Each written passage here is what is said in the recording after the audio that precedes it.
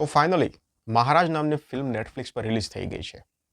ઘણા બધા સંઘર્ષો બાદ આ ફિલ્મ નેટફ્લિક્સ પર ફાઇનલી રિલીઝ કરવામાં આવી છે.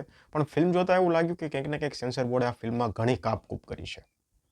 એટલે આ ફિલ્મ શેના વિશે છે એ પહેલાં હું તમને કહી દઉં. 1862માં એક જદુનાથજી મહારાજ હતા. એણે એક પત્રકારની સામે કેસ કરેલો. હવે એ મહારાજે કેસ એ પત્રકારની સામે એટલા માટે કર્યો કે એ પત્રકારે પોતાના જે ન્યૂઝ અખબાર હતું એમાં એ મહારાજની વિરુદ્ધમાં કંઈક લેખ લખેલો હતો. લેખ એવો લખેલો હતો કે ભાઈ આ નામના જે મહારાજ છે એ જે ધર્મગુરુ છે એ પોતાના જે આશ્રમ કે પછી તમે જે કંઈ કહો ત્યાં સ્ત્રી ભક્તો સાથે યૌન શોષણ કરી રહ્યા છે. એટલે આવા બધા આરોપ સાથેનો એક આખો લેખ એણે લખ્યો.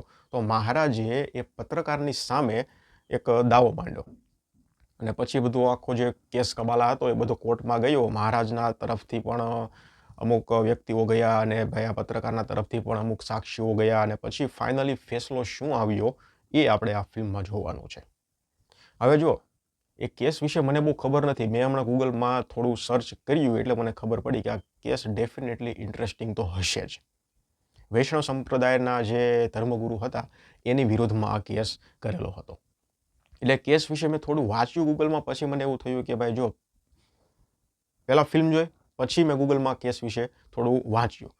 એટલે પછી એવું થયું કે પ્રોપર રીતે જો આ ફિલ્મને બનાવવામાં આવ્યું હોત ને ડેફિનેટલી ફિલ્મ જબરજસ્ત બનત. જે રીતે ગૂગલમાં કેસ છે એની કમ્પેરિઝન તમે ફિલ્મ સાથે કરો તો ક્યાંક ને ક્યાંક ફિલ્મમાં થોડી ઘણી વધારે પડતી આમ કહો તો પણ ચાલે કે ખામીઓ દેખાય છે. પહેલી વસ્તુ તો કે ત્યારના જે લોકો હતા બરાબર છે.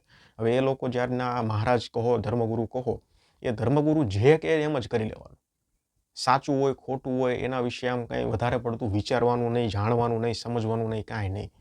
ધર્મગુરુ એમ કહે કે ભાઈ રાતે ચાંદો ન ઉગે સૂરજ ઉગે તો કે ઓકે ડન. એટલે એવું કહેતા નથી પણ આ રીતનું હું તમને એક્ઝામ્પલ આપું છું. કોઈ પોતાનું મગજ ન હકાવતા. અને ઘણી એવી ફિલ્મમાં એવી વસ્તુ છે તમે ફિલ્મ જોશો તો તમને ખબર પડશે કે હકીકત સાથ આ ફિલ્મ છે એ ટ્રુ ઇવેન્ટ પર બેઝ છે. પણ શું હકીકતમાં આવું થયું હશે? આવો સવાલ તમારા મનમાં થશે. એ મને પણ નથી ખબર કે હકીકત શું હશે. પણ પ્રોપર રીતે ફિલ્મ જો બનાવી હોત ને તો ખરેખર મસ્ત ફિલ્મ બનાવી હતી. કેસ ખૂબ જ ઇન્ટરેસ્ટિંગ કેસ હતો અને સ્ટોરી પણ એકદમ જબરજસ્ત બને એમ હતી. અને ફિલ્મ મને થોડી આમ નાની લાગી. હવે નાની બનાવી છે કે પછી સેન્સર બોર્ડે ફિલ્મ કાપી છે કારણ કે થોડું ડિટેલિંગ કરવાની જરૂર તો હતી જ. કદાચ 3 કલાકની ફિલ્મ બની હોત ને તો પણ ચાલત.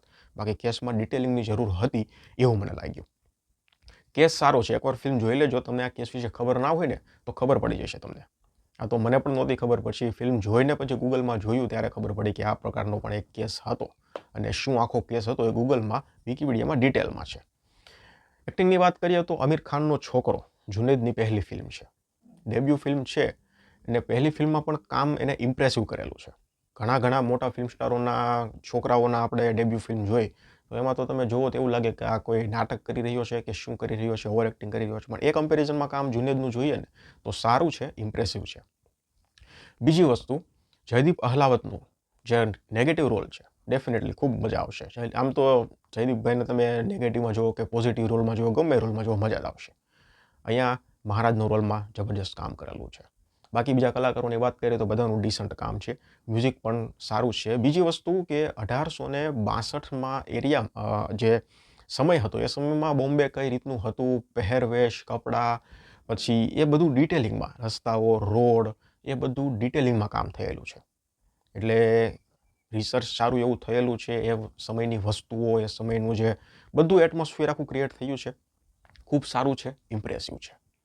એટલે ઇન શોર્ટ તમને કહું તો ફિલ્મ જોવાય એવી છે. વાંધો નહીં, જોઈ લો. આ કેસ વિશે ખબર ના હોય તો ખબર પડી જશે. બાકી ફિલ્મને તમે ગૂગલમાં જે કેસ છે એના સાથે કમ્પેર કરશો તો ક્યાંક ને ક્યાંક એવું થશે કે યાર થોડી વધારે ડિટેલમાં ફિલ્મ બનાવી હોત અને થોડી પ્રોપરથી બનાવી હોત ને તો ખરેખર ફિલ્મ એક જબરજસ્ત બનત.